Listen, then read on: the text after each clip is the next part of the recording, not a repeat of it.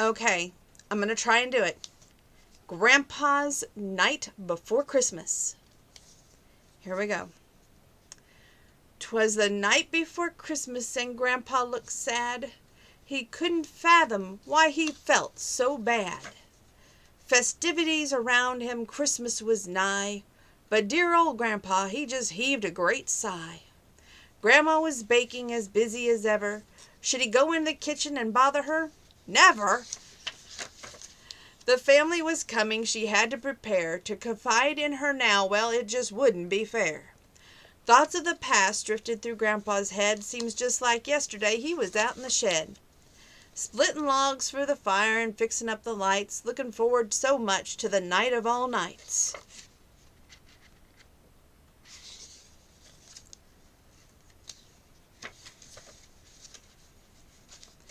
Why, in Christmas past he played a great part. The seasoned sweet spirit had deep been in his heart.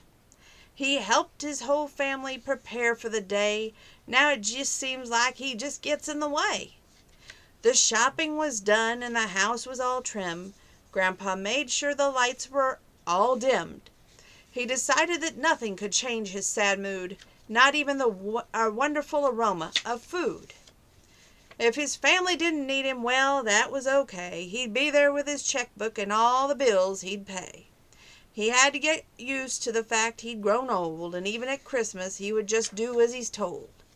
Now somehow the thoughts of dear Grandpa were heard by St. Nicholas, who just simply thought he was absurd.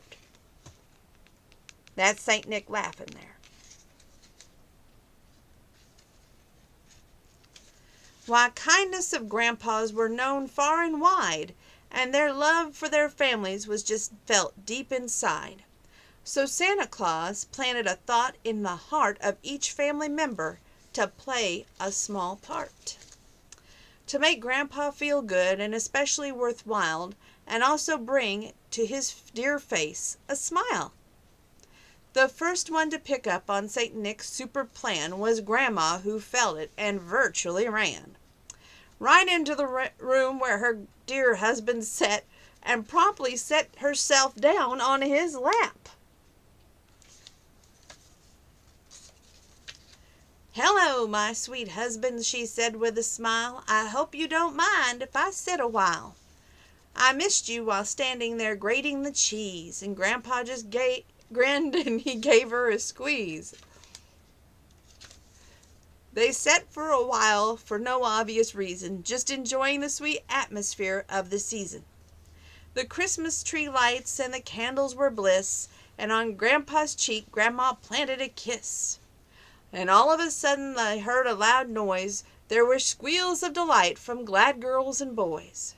The grandkids arrived, and they were running full pelt to the arms of their Grandpa, grabbing onto his belt. "Hi, Grandma, hi, Grandpa," they yelled with such glee, and everyone climbed upon Grandpa's strong knee. "Thank you for coming and fixing our sled and painting it too. It's an awesome bright red."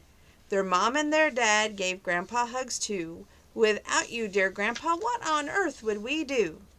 Our Christmas deepened on getting things done, and when Bessie broke down, well, it just wasn't much fun. But you just came right over as soon as you heard and got that car running without saying a word. Now everything's done and we made it all through. Oh, Grandpa, our Christmas is perfect, thank you. Not only his family responded that eve, but the telephone rang before they could leave. "This call is for you, Grandpa. Hurry, come quick," said little Annie. "It's your old neighbor, Dick."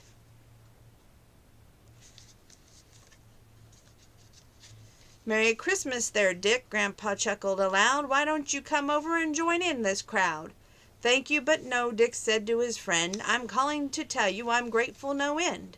If you hadn't come over and shoveled my snow, well, there'd simply be at all no way to go to visit my Martha, who's sitting alone, waiting for me in this town in that nursing home.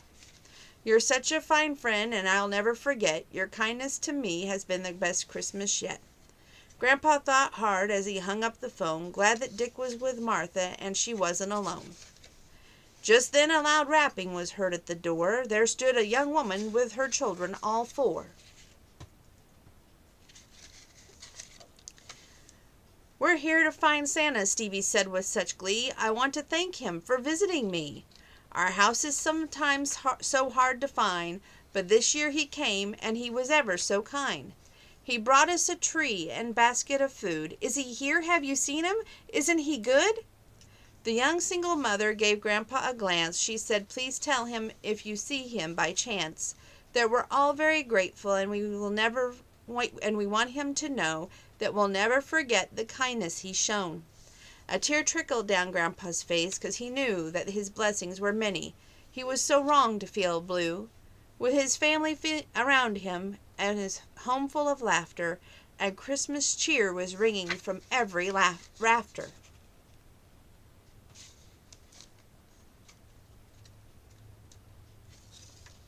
Santa touched when he saw what was occurred, the expressions of caring and love from what he heard, and a message to all grandpas he desired to give after seeing the wonderful way that they had lived. His voice rang out clear so all grandpas could hear. "Thank you, my friends. May your loved ones draw near." And look, there's Santa Claus. I wish you could join in on my wondrous flight, but Merry Christmas, dear grandpas, and to all a good night. Whew. One more to go, and then we're calling it a night, kids.